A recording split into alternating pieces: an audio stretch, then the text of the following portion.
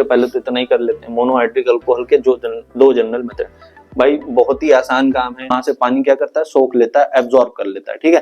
तो ये इसमें से पानी खींच लेगा और क्या बचेगा, पैरा पोजीशन पे क्या है, नेगेटिव चार्ज, फिर से ऑर्थो पोजीशन पे क्या है, नेगेटिव चार्ज। तो ये सब क्या कर रहा है, रिंग को बिल्कुल ना बात समझना जरा। 5 का है। अब तुम शुरू करोगे क्लोरोबेंजीन से, ठीक, एंड डालो, ठीक, कोई दिक्कत की बात नहीं। अब पहले जो इस तरीके के आ जाते हैं जिनकी लैंग्वेज बहुत ही वेग होती है, लेकिन कोशिश करना कि देखो एक ही क्वेश्चन में इतना सब वेगनेस आ गया, डायग्राम भी, प्रॉपर्टीज भी, यूजर्स भी, तो अगर और करके ये क्वेश्चन आ रहा तो सिंथेसिस और ये यही बार बार पूछा जाता है, इससे ज्यादा पढ़ने की क्या जरूरत है, ठीक है, हो गया, बार बार इतना ही कर लो। नेक्स्ट पार्ट क्या कह रहा है, PCl 5 से कराओ। इससे पहले कि PCl 5 से कराएं, पहले ये वाली बात है, कोई समस्या है इसमें, कुछ है, कुछ भी नहीं है, सिंपल तरीका। अब किनोन,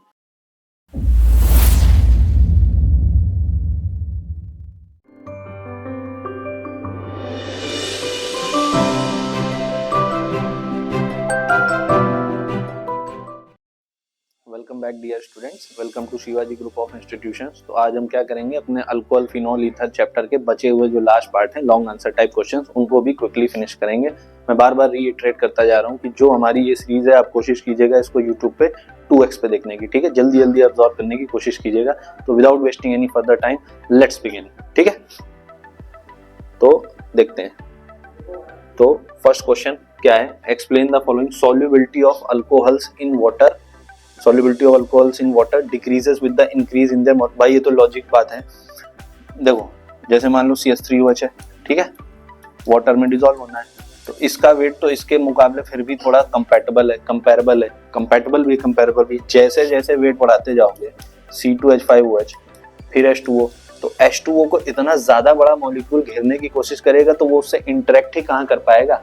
अगर यही C2H5OH का मॉलिक्यूल इसको पूरा यहाँ से करेगा तो दूसरा ये कर लेगा, तो तीसरा तो कर ही नहीं पाएगा। तो जाहिर सी बात है, कम अल्कोहल के मॉलिक्यूल वाटर में घुल पाएंगे तो फिर उसकी सॉल्युबिलिटी कम होती जाएगी। तो ये तो बेसिक बात है, अल्कोहल की जगह कोई और चीज भी होगा और उसका मॉलिक्यूलर वेट अगर बढ़ाते चले जाओगे, ना सिर्फ अल्कोहल, तो फिर उसकी सॉल्युबिलिटी वाटर में डिक्रीज ही करती चली जाएगी। तो ये लाइन ट्रू है for any other organic compound and not just alcohol, ठीक है, लॉजिक से बन जाएगा ये क्वेश्चन। तो next question, what is power alcohol. अब देखो ये कभी किसी कालखंड में एक बार पूछा गया था, पिछले 2-3 साल में नहीं है। इसमें क्या होता है, पेट्रोल मिला देते हैं अलोंग विथ इथाइल अल्कोहल, ठीक है। अब ये ऐसी चीज है, पता है तो पता है, नहीं पता है तो नहीं पता है। तो इसीलिए इस टाइप के भी क्वेश्चन यहाँ पे डाल देता हूं मैं, कि कभी ये दोबारा कभी पूछ ही लिया जाए तो फिर उसको आप टैकल कर सकें कि क्या करते हैं, पावर अल्कोहल क्या है, पेट्रोल है, इथाइल अल्कोहल। अब पूछ लीजिए इसके यूजेस, तो भाई यूजेस वही हैं जो अल्कोहल के यूजेस हैं। अब वो आप अलग से पढ़ने नहीं जाओगे, वो तो हमने कल के और पुराने लेक्चर्स में भी कर लिया, लेकिन हमें ये पता होना चाहिए कि पावर अल्कोहल क्या है, पेट्रोल मिला दिया, इथाइल अल्कोहल, ठीक है। Next question, why phenol is acidic. अब ये सबसे बढ़िया क्वेश्चन है आज का, कल भी हमने देखा था, फिनॉक्साइड आयन बनाया था, लेकिन चलिए फिर से देखते हैं। अब कोई भी चीज एसिड है तो एसिड की परिभाषा क्या है, जो चीज पानी में टूट के H+ दे। तो अगर ये फिनॉल है, ठीक है, C6H5OH, तो ये अगर एसिड है तो क्या करेगा, H+ और इधर C6H5O-। अगर ये एसिड है तो टूट के H+ देगा तो रिएक्शन फॉरवर्ड डायरेक्शन में जाएगी, फॉरवर्ड डायरेक्शन में ये क्या बन रहा है, कॉन्जुगेट बेस फिनॉक्साइड आयन। अगर ये स्टेबल है तभी तो ये टूट के H+ देगा, तभी रिएक्शन फॉरवर्ड डायरेक्शन में जाएगी। यानी इसकी एसिडिक कैरेक्टर इस बात पर डिपेंड करेगी कि फिनॉक्साइड आयन आपका कितना ज्यादा स्टेबल है। और फिनॉक्साइड आयन की स्टेबिलिटी कल हमने देखी थी, फिर से देख लेते हैं, ठीक है। ये बॉन्ड हो गया, ये ऑक्सीजन पे निगेटिव चार्ज इलेक्ट्रॉन का ट्रांसफर, डबल बॉन्ड का फर्दर ट्रांसफर। अब ये जब हम कर देंगे तो क्या हो जाएगा, जैसे ही हमने ये किया तो यहाँ आ गया निगेटिव चार्ज, यहाँ आ गया डबल बॉन्ड हो, ये फर्दर इलेक्ट्रॉन का डीलोकलाइजेशन, फर्दर डीलोकलाइजेशन, ठीक। जैसे ही ये किया तो आप देखते जा रहे हैं हो क्या रहा है, जो नेगेटिव चार्ज है ये क्या हो रहा है, पूरी रिंग पे डीलोकलाइज, फर्दर इलेक्ट्रॉन का ट्रांसफर और इधर से एक बार और ट्रांसफर, ठीक। जैसे ही ये हो गया, अब क्या हुआ, ये इसके बाद नेगेटिव चार्ज और इधर ये डबल बॉन्ड हो, फर्दर ट्रांसफर, और देख रहे हो पूरी रिंग पे जो नेगेटिव चार्ज है वो डीलोकलाइजेशन, इतना ज्यादा रेजोनेंस है तो फिर रेजोनेंस स्टेबलाइज हो जाएगा क्या, आपका कॉन्जुगेट बेस। ये सब 11th में पढ़ा जाता है। कॉन्जुगेट बेस जितना ज्यादा रेजोनेंस स्टेबलाइज होगा, इसका मतलब है कि इसका एसिडिक कैरेक्टर उतना ज्यादा होगा। That's why phenol is very very very acidic. और एलिफैटिक अल्कोहल से तो भाई कोई कंपैरिजन ही नहीं, हमेशा फिनॉल का जो एसिडिक कैरेक्टर है वो एलिफैटिक अल्कोहल से ज्यादा ही होगा, जैसे CH3OH, ठीक है, ठीक है। नेक्स्ट क्वेश्चन,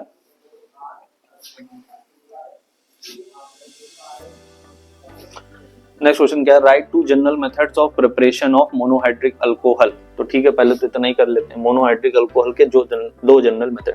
भाई बहुत ही आसान काम है, सीधे लो एल्डिहाइड, ठीक, कल भी डिस्कस किया था। और क्या करते हो इसका रिडक्शन, रिडक्शन किसकी प्रेजेंस में, जो आपके मन को भाए, 535 तरीके, lithium aluminium hydride, sodium boron hydride, या hydrogen in presence of nickel platinum palladium, जो भी आपको अच्छा लगता हो उससे रिडक्शन करा दो, क्या बन जाएगा, CH3CH2OH। बन गया कि नहीं बन गया, ठीक। दूसरा मेथड ऑफ प्रिपरेशन सिंपल सा, हमने कल देखा था, क्या देखा था कि कोई भी अल्काइल हैलाइड ले लिया, CH3Br, उसकी रिएक्शन किससे करा दी, KOH। KOH कैसा, एक्वस, एक्वस मतलब पानी में डूबा हुआ, माइनस प्लस माइनस प्लस, क्या बन जाएगा, अल्कोहल, ठीक हो गया। दो मेथड पूछे, दो मेथड बता दी, काम खत्म। आगे क्या कह रहा है, right the reactions of ethyl alcohol with concentrated sulphuric acid at different. कल ये हमने कराया था, लेकिन फिर से देख लेते हैं, अब लॉन्ग आंसर में पूछा गया तो आपका रिवीजन भी हो जाएगा। कुछ नया नहीं आने वाला, आप देख रहे हो, वही क्वेश्चन वेरी शॉर्ट में, वही क्वेश्चन शॉर्ट में, अब वही क्वेश्चन लॉन्ग में आ रहे हैं, कुछ भी नया नहीं आएगा। चलो देखते हैं। सबसे पहले तो भाई ये था कि C2H5OH H2SO4 और 100 डिग्री टेम्परेचर, ठीक। अगर 100 डिग्री पे ये टेम्परेचर पे होता है तो देखो H2SO4 मैंने बताया था कि जब तक 200 डिग्री नहीं होगा 2H+ नहीं निकलेंगे। वो जो 2H+ और SO4-2 निकलता है वो तब होता है जब 200 डिग्री हो। 200 डिग्री से कम पे एक ही H+ में टूटता है, ये एक H+ और HSO4-, ठीक, ये हो गया। और इधर क्या होगा, अगर ये H+ की तरह बिहेव कर रहा है एसिड, तो ये किसकी तरह बिहेव करेगा, बेस, ये माइनस ये प्लस, जोड़ तोड़ के लिख दो, क्या बन गया, C2H5HSO4 बन गया। ये रिएक्शन हो गई इसकी 100 डिग्री पे। अब मान लो दूसरी रिएक्शन इसकी होती है अल्कोहल की H2SO4 से 140 डिग्री पे, तो वो भी देख लो भाई। अब इसकी रिएक्शन करा दो कंसंट्रेटेड H2SO4 से 140 डिग्री। अब अगर 140 डिग्री पे रिएक्शन है तो एक मॉलिक्यूल ऑफ C2H5OH और ले लें, और इधर से क्या निकल जाएगा, वाटर। क्यों, क्योंकि कंसंट्रेटेड H2SO4 क्या बहुत ही अच्छा डिहाइड्रेटिंग एजेंट, पता है पानी का दुश्मन, क्लास में डिस्कस कर चुके हैं। सीट पे गिरा दोगे तो भी ये पूरा इसका जो मॉइस्चर एब्जॉर्ब कर लेगा और काला काला कर देगा, ठीक है। तो ये सब तो हम डिस्कस कर ही चुके हैं कि बहुत ही ज्यादा बुरा डिहाइड्रेटिंग एजेंट, जहां भी पानी मिलता है, पानी का दुश्मन, वहां से पानी क्या करता है, सोख लेता है, एब्जॉर्ब कर लेता है, ठीक है। तो ये इसमें से पानी खींच लेगा और क्या बचेगा, C2H5O, क्या बन गया, ईथर। कोई दिक्कत की बात है नहीं। फिर तीसरी रिएक्शन क्या होती है भाई, कि C2H5OH है, कंसंट्रेटेड H2SO4 से रिएक्शन कराई, और कितने टेम्परेचर पे कराई, 170 डिग्री पे करा दी। अब क्योंकि तुमने टेम्परेचर बढ़ा दिया इस बार, पिछली बार 140 था तो 2 अल्कोहल लगे, इस बार टेम्परेचर बढ़ा दिया तो एक ही अल्कोहल से काम हो जाएगा। इसमें एक ऑक्सीजन है तो इस ऑक्सीजन से ही क्या निकाल देगा, ये पानी। पानी जैसे ही निकालेगा, जो बच गया भाई, देखो ऑक्सीजन निकल गया, 2 हाइड्रोजन निकल गया तो 4 हाइड्रोजन बचे, 2 कार्बन बचे, लिख दो बस C2H4 आंसर, ठीक, इजी है। नेक्स्ट क्वेश्चन, तो राइट अबव रिएक्शन लिखना था, वो भी हो गया। फिर नेक्स्ट क्या कह रहा है, what happens when ethyl alcohol reacts with acetic anhydride. तो चलो वो भी देख लेते हैं, चलो देखते हैं। इथाइल अल्कोहल, तो ये रही इथाइल अल्कोहल, और इसकी रिएक्शन करनी एसिटिक एनहाइड्राइड से, तो ये CH3COO और फिर से COCH3, यही होती है एसिटिक एनहाइड्राइड। ये टूटेगी कैसे, माइनस प्लस, ये कैसे टूटेगा, प्लस माइनस, बस प्लस माइनस जोड़ तोड़ के लिख दो, CH3CO- ये H, तो क्या हो जाएगा, एसिटिक एसिड। इसमें है ही क्या, कुछ नहीं है, दम ही नहीं सवाल में। फिर CH3CO, ये हो गया CH3COH, और इधर CH3CO पे प्लस, ये माइनस, तो फिर ये बन जाएगा एस्टर आपका CH3COO C2H5। अब आपको ये बताना है कि एस्टर की स्मेल कैसी होती है, कल भी बताई थी, फ्रूटी स्मेल, ठीक हो गया क्वेश्चन, कोई दम नहीं। नेक्स्ट क्वेश्चन, इजी क्वेश्चन आते हैं भाई ऑर्गेनिक के, ज्यादा कुछ नहीं उसमें टेंशन वाली बात। नेक्स्ट देखो, इथाइल अल्कोहल ये हो गया। Next, explain the reactivity of phenol towards the electrophilic substitution, right chemical reactions of three example देने। फिनॉल की रिएक्टिविटी इलेक्ट्रोफिलिक सब्स्टिट्यूशन की, देखो देखो जरा, 1 2 3, ये है OH, ये फिनॉल है, इसमें ऑक्सीजन के पास क्या है, लोन पेयर। अब अगर ये लोन पेयर है तो ये लोन पेयर क्या होगा, डीलोकलाइज, और ये फर्दर डीलोकलाइजेशन। जैसे ही ये होगा तो क्या होगा, जैसे ही ये हुआ इधर आएगा निगेटिव चार्ज आ जाएगा, इधर आएगा डबल बॉन्ड, इधर ऑक्सीजन पे पॉजिटिव चार्ज हाइड्रोजन, ये डबल बॉन्ड डबल, ये negative charge further delocalize, double bond delocalize, ठीक। जैसे ही ये हुआ तो क्या होगा, अब देखो जरा, ये हो गया, इधर आ गया डबल बॉन्ड, इधर आ गया निगेटिव चार्ज, इधर आ गया डबल बॉन्ड, ऑक्सीजन पे पॉजिटिव चार्ज हाइड्रोजन, ठीक। फर्दर इलेक्ट्रॉन का डीलोकलाइजेशन, फर्दर डबल बॉन्ड का डीलोकलाइजेशन, ये हो गया, ठीक। अब देखो ये double bond negative charge, oxygen पे पॉजिटिव चार्ज, हाइड्रोजन, फर्दर एक बार डिलोकलाइजेशन और इधर से फर्दर ट्रांसफर। अब ये क्या हो गया, क्या देख रहे हो, यही पूछा था कि रिएक्टिविटी इलेक्ट्रोफाइल की तरफ क्या होगी। तो अब देखो, जब ये OH में लोन पेयर यूं डिक्लोराइज हुआ तो ऑर्थो पोजीशन पे क्या आया, नेगेटिव चार्ज, पैरा पोजीशन पे क्या है, नेगेटिव चार्ज, फिर से ऑर्थो पोजीशन पे क्या है, नेगेटिव चार्ज। तो ये सब क्या कर रहा है, रिंग को एक्टिवेट कर रहा है। तो इसीलिए तो पढ़ाते हैं कि प्लस एम ग्रुप क्या होते हैं, ऑर्थो एंड पैरा डायरेक्टिंग। अब ऑर्थो एंड पैरा डायरेक्टिंग क्यों होते हैं, क्योंकि एक्टिवेटिंग ग्रुप होते हैं। एक्टिवेटिंग मतलब रिंग को एक्टिवेट करते हैं, कैसे, इलेक्ट्रॉन की डेंसिटी बढ़ा देते हैं ऑर्थो एंड पैरा पे। डेंसिटी का मतलब इलेक्ट्रॉन के पाए जाने की संभावना कहाँ बढ़ जाती है, ऑर्थो एंड पैरा पे। क्यों, इलेक्ट्रॉन यहाँ निगेटिव चार्ज आ गया। अब क्योंकि निगेटिव चार्ज ऑर्थो पैरा पे आया तो किसी इलेक्ट्रोफाइल को अटैक करना है। इलेक्ट्रोफाइल मतलब जिसके पास इलेक्ट्रॉन की कमी हो, कहाँ अटैक करेगा, पॉजिटिव चार्ज वाला, जहाँ निगेटिव चार्ज। तो इसीलिए इनकमिंग इलेक्ट्रोफाइल कहाँ अटैक करता है, ऑर्थो या पैरा पे। ठीक, अब ये तो हमने इसकी थ्योरी पार्ट डिस्कस कर दी। यही तो पूछा था कि इसकी रिएक्टिविटी बताओ, तो बता दिया। ये आपको बना के दिखाना होगा रेजोनेटिंग स्ट्रक्चर। ठीक, अब इसका अगला पार्ट एड्रेस करते हैं। अगला पार्ट क्या कह रहा है कि 3 एग्जांपल देके बताओ। तो भाई कोई बात नहीं, पहला एग्जांपल हमारे पास है ही है, क्या, हेलोजिनेशन। हेलोजिनेशन का है OH। अगर हमने ब्रोमीन वाटर ले लिया, ठीक, तो ब्रोमीन वाटर कल भी किया था, जैसे ही लेंगे तो क्या होगा, तीनों ऑर्थो और पैरा पे क्या हो जाएगा, ब्रोमीन, काम खत्म। पहला एग्जांपल। दूसरा, नाइट्रेशन। जैसे ही कंसंट्रेटेड HNO3 डाला, कंसंट्रेटेड HNO3, और यहाँ पे कैटलिस्ट के रूप में कंसंट्रेटेड H2SO4, तो पता है तीनों ही ऑर्थो पैरा पे क्या आ जाएगा, तीनों ही ऑर्थो पैरा पे NO2 आ जाएगा, किया था कल। और ये क्या होता है, पिक्रिक एसिड। क्यों करा रहे हैं, बहुत ज्यादा इंपॉर्टेंट, क्यों, MCQ में भी पूछा जाता है। दो तो यही हो गए। तीसरा, और वो कह रहा है एक और बता दो, यही तो कह रहा है, तीसरा बताओ। तीसरा देख लो भाई,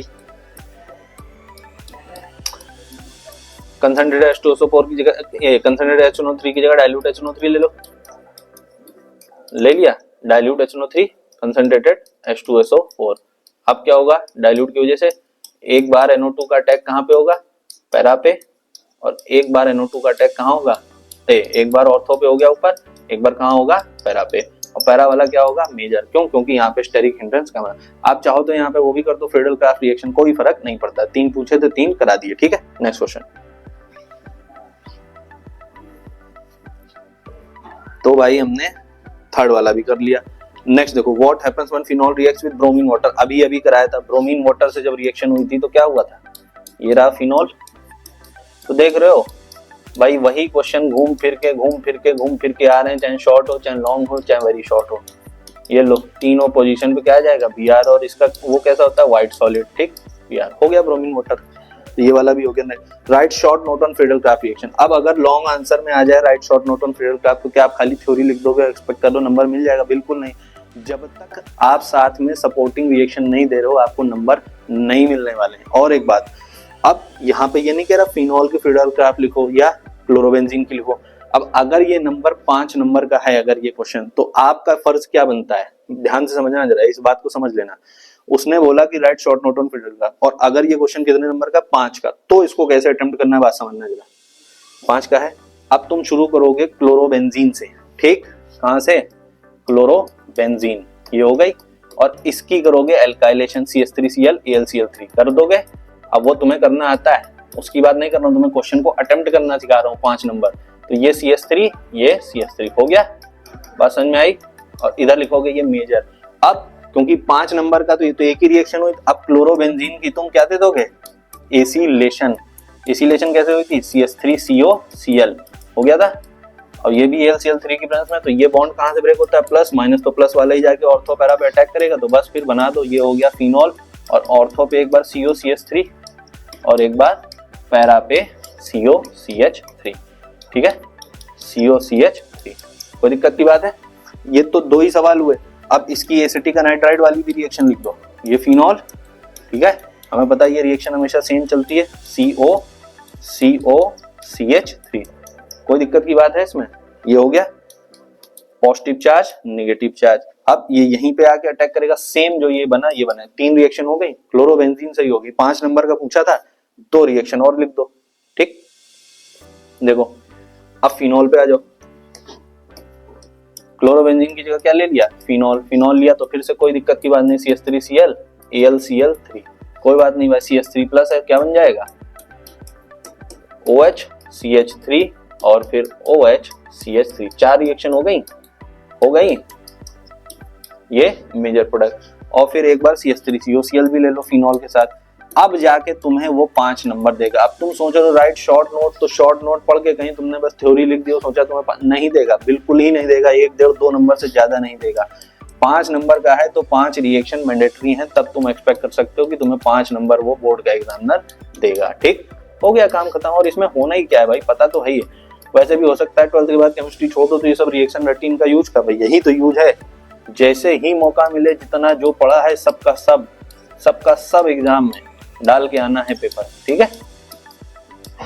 C double bond O CH3 हो गया। और ये वाला मेजर क्यों, स्टेरिक हिंड्रेंस नहीं है और यहाँ पे स्टेरिक हिंड्रेंस है। ये सब बातें बहुत बार हो गई क्लास में, ठीक है। नेक्स्ट क्वेश्चन, हाँ भाई कहाँ पे थे हम लोग, right short note on Friedel craft reaction हो गया था, ठीक है। नेक्स्ट पे आते हैं। नेक्स्ट क्या, describe the laboratory method of preparation of pure diethyl ether बनाना है। एक मिनट, हाँ प्योर डाइथाइल ईथर बनाना है, तो पहले इतना ही देख लेते हैं भाई। हमें तो पता है अभी ये रिएक्शन आज कितनी बार तो देखी, C2H5OH किसकी प्रेजेंस में, कंसंट्रेटेड H2SO4, ठीक 140 डिग्री। अब हो सकता है कि आप कंफ्यूज हो जाओ कि ये विलियमसन सिंथेसिस तो नहीं, प्योर डाइथाइल ईथर कैसे मिलता है, C2H5OH प्लस C2H5OH। जैसे ही C2H5OH तो बस इसमें से पानी निकल गया, जैसे ही पानी निकल गया तो अब ये क्या बन गया, प्योर डाइथाइल ईथर। तो इतना पोर्शन हमने कवर कर दिया, ठीक। Laboratory method, give equations and diagram. अब भाई गिव इक्वेशंस तो हमने दे दी, ये इक्वेशन है, डायग्राम ऑपरेटर्स तो नहीं कराया जा सकता है। अब ये क्वेश्चन आया था लास्ट बार 2018 में, तो उस समय डायग्राम ऑपरेटर्स आया, तो अब आपकी ड्यू डिलीजेंस है कि भाई डायग्राम करके जाओ। लेकिन ये क्वेश्चन हमेशा आते हैं और करके, तो अगर डायग्राम के साथ और वाले, और अगर डायग्राम अच्छे से आता है तो ही अटेम्प्ट करना, नहीं आता है तो फिर दूसरा क्वेश्चन अटेम्प्ट कर देना, ठीक है। नेक्स्ट देखो, mention is important properties and uses, किसकी, ईथर की। अब ईथर की इंपॉर्टेंट प्रॉपर्टीज और यूजेस क्या होंगी, फिर वही बात, हमें स्मार्टनेस यूज करना है, ठीक है। स्मार्टनेस क्यों यूज करना है कि अब हमको एग्जाम में प्रॉपर्टीज या यूजेस जैसी चीजें तो नहीं पता होंगी तो फिर कैसे उसको अटेम्प्ट करेंगे। तो हमको ये तो पता है कि ईथर की रिएक्शन और किस चीज से होती है, ईथर और क्या बनाने में यूज होता है, ये रहा ईथर। अब इसमें अगर मैं HI डाल दूं, कोल्ड, कैसे टूटेगा, माइनस प्लस, ये कैसे टूटेगा, प्लस माइनस, बस रिएक्शन करा दो। जैसे ही आपने रिएक्शन कराई तो क्या बन जाएगा, C2H5OH और प्लस इधर C2H5I, ठीक है, बन गया। बात समझ में आई, C2H5OH और C2H5I, क्लियर है। और मान लो आपने एक्सेस ऑफ HI ले लिया, तो अब ये जो C2H5 वो बना C2H5OH और फिर HI से ये फर्दर रिएक्ट कर जाएगा, तो यहाँ पे ये क्या होगा, H प्लस और ये I माइनस, इधर उसी तरीके से रिएक्ट करेगा, H प्लस तो हो ही गया, माइनस प्लस, तो फिर से ये क्या दे देगा, एक मॉलिक्यूल ऑफ C2H5 और दे देगा, और इधर क्या निकल जाएगा, इधर ये क्या दे देगा भाई, C2H5I तो हो गया, और HH और ये वाटर, ठीक है। नेट रिएक्शन में देखोगे अल्कोहल गायब ही हो जाएगा, खाली HI से रिएक्शन होगी और क्या बन जाएगा, ये तो हो गया 2 मॉलिक्यूल ऑफ C2H5I और वाटर। तो वो डिपेंड करता है कि ये कोल्ड कंडीशन में करा रहे हो और कम लिया है कि हॉट कंडीशन। हॉट कंडीशन मतलब दोनों HI ले लोगे तो इस तरीके से रिएक्शन होगी, तो फर्दर रिएक्शन इस तरीके से चलेगी, ठीक। तो एक तो यही हो गया कि यूजर्स पूछा है, तो यूजर्स में क्या हो जाएगा, एक तो ये हो जाएगा इट इज प्रिपरेशन फॉर, चाहे तो अल्कोहल बना लो चाहे फॉर इथाइल एल्डिहाइड बना लो, ठीक, कोई दिक्कत की बात नहीं। अब पहले भी हमने देखा है कि कोई कंपाउंड एकदम से दे देता है, बोलता है, अभी जैसे आया था, अगर आपको याद आ रहा होगा RMGX आया था कि इसकी एप्लीकेशंस बताओ। अब एग्जाम कंडीशन में इसकी एप्लीकेशन कहां से लाओगे, तो वही स्मार्टनेस, जितनी भी ईथर की रिएक्शन पढ़ी है RMGX की पढ़ी है, उसको लिखो कि ये इसकी प्रॉपर्टी, ये इसकी uses, it is used for preparation of this, और नीचे सपोर्टिंग में क्या दे दो, एक रिएक्शन। क्लियर है, रिएक्शन देना, रिएक्शन दोगे तुम्हारा काम हो जाएगा, रिएक्शन नहीं दोगे तो फिर काम नहीं चलेगा। बात से क्लियर है, तो ये चीजें हमें आनी चाहिए, ये स्मार्टनेस होता है। फिर मान लो 2 ही पूछा था, कितना पूछा था, कितनी प्रॉपर्टीज पूछी, इंपॉर्टेंट प्रॉपर्टीज पूछी, तो मान लो 2 पूछी होंगी, तो भाई एक बार ऑक्सोनियम सॉल्ट भी बना के दिखा दो उसका। अब ये ईथर है, ठीक है, इसकी रिएक्शन HCl से मान लो करा दी, तो कैसे होगा, इसके पास है लोन पेयर, ये कैसे टूटेगा, H प्लस में, तो ये H प्लस कहाँ अटैक करेगा, यही करेगा, और क्या बना लेगा, ये OR और इधर लग जाएगा H, इधर H प्लस और ये Cl। लो हो गया, 2 एग्जाम्पल हो गया, इससे ज्यादा की तो जरूरत नहीं, बस काम खत्म हो गया।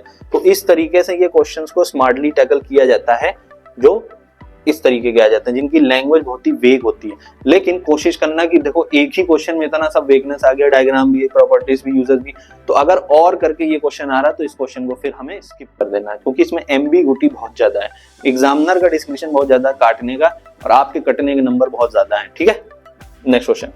और describe the methods for the preparation of ether and right equation of its chemical reaction with following. तो ठीक है, यहाँ पे वो जो केमिकल प्रॉपर्टीज और यूजेस पूछी थी तो वो यही है, देखो एक इससे बार रिएक्शन करा देंगे, इससे बार करा देंगे और फिर कर देंगे। लेकिन इससे पहले कि इसमें जाए, पहले methods of preparation of ether देख लेते हैं। ठीक है, तो सबसे पहले तो भाई 2 मेथड्स पूछे हैं, तो सबसे पहले तो यही देखो,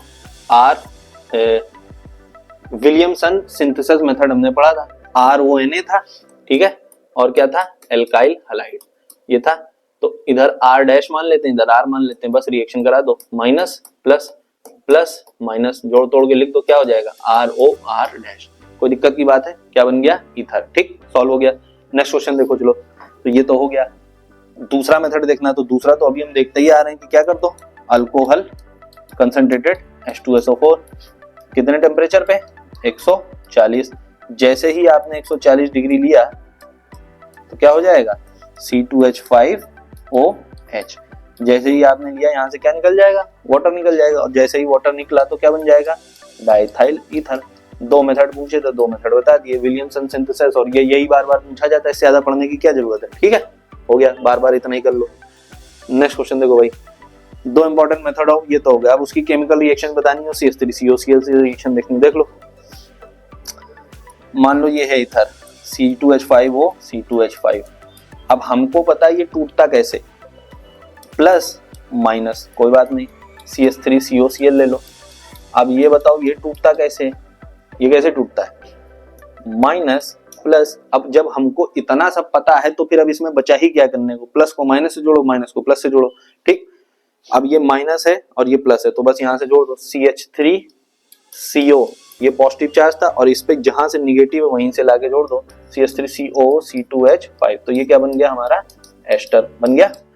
नेक्स्ट पार्ट देखो, C2H5 पे प्लस है, इधर Cl है, तो बस ये हमारा क्या बन गया, एल्काइल हैलाइड। कोई दम था इस क्वेश्चन में, कोई दम नहीं था। आई होप आपको समझ में आ रहा होगा। ठीक है, नेक्स्ट पार्ट देखते हैं। नेक्स्ट पार्ट क्या कह रहा है, PCl5 से कराओ। इससे पहले कि PCl5 से कराएं, पहले ये वाला देखो, C2H5OH था, इसकी जब हम PCl5 से रिएक्शन करा रहे थे तो क्या हो रहा था, C2H5OH की PCl5 से करा रहे थे तो C2H5 में जो O, ये जो C2H5 के बाद वाला पार्ट है, इसकी जगह क्या आ जा रहा था, Cl आ रहा था। कोई दिक्कत है, तो यहाँ क्या बन जा रहा था, C2H5Cl। अब अगर इसको कंपेयर करो तो ये C2H5O C2H5O, C2H5 के इधर से जब तुम देखना शुरू करोगे, H को भूल जाओ, C2H5 के बगल में O था तो क्या लगा दे रहे थे, Cl। उल्टा देखो, C2H5 के O के बगल में क्या लगा दे रहे थे, Cl। तो बस हो गया, सेम ही रिएक्शन है।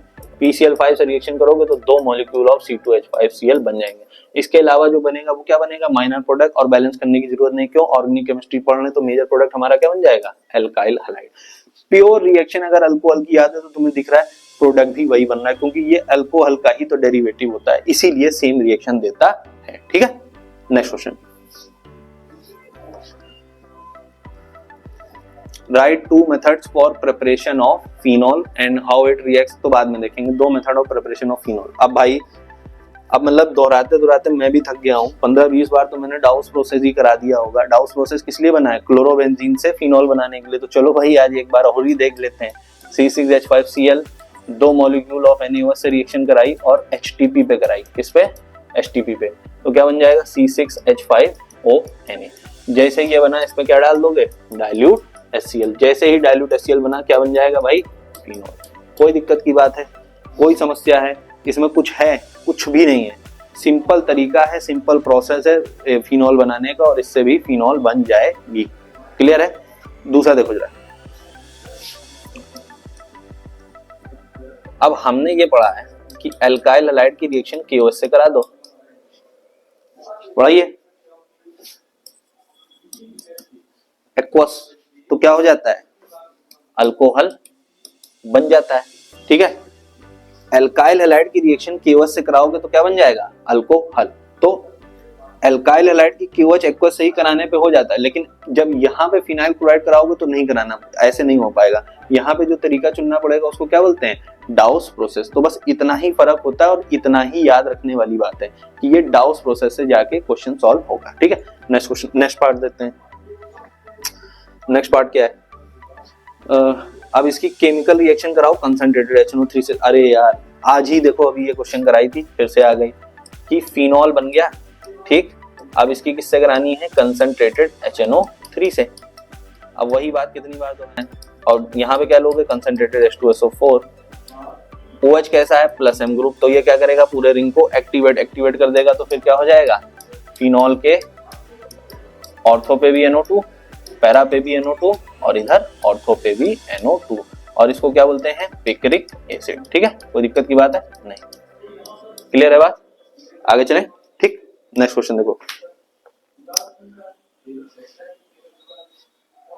नेक्स्ट क्वेश्चन क्या कह रहा है, इसकी ब्रोमीन वाटर, तो ये भी आज ही रिएक्शन देखी है, कोई दिक्कत की बात नहीं, पोलर सॉल्वेंट होता है ना, पता ही हमें, phenol reaction with bromine water. अब क्योंकि ये पोलर सॉल्वेंट होता है और इसका प्लस M तो ही, तो पोलर सॉल्वेंट होने की वजह से ऑर्थो और पैरा तीनों जगह पे अटैक होता है। इसकी कल हमने जब ऑर्गेनिक सॉल्वेंट से रिएक्शन देखी तो क्या हुआ था, एक बार ऑर्थो पे अटैक, एक बार पैरा पे अटैक। ठीक, तो ये OH और इधर आएगा Br, इधर आएगा Br, इधर आएगा Br। ठीक है, डन। नेक्स्ट क्वेश्चन, हाँ भाई, जिंक से रिएक्शन, ओके, तो चलो ये भी देख लो, ये इस बार 2024 में शायद आया भी था। अरे कोई दिक्कत की बात नहीं, देखो बहुत आसान है।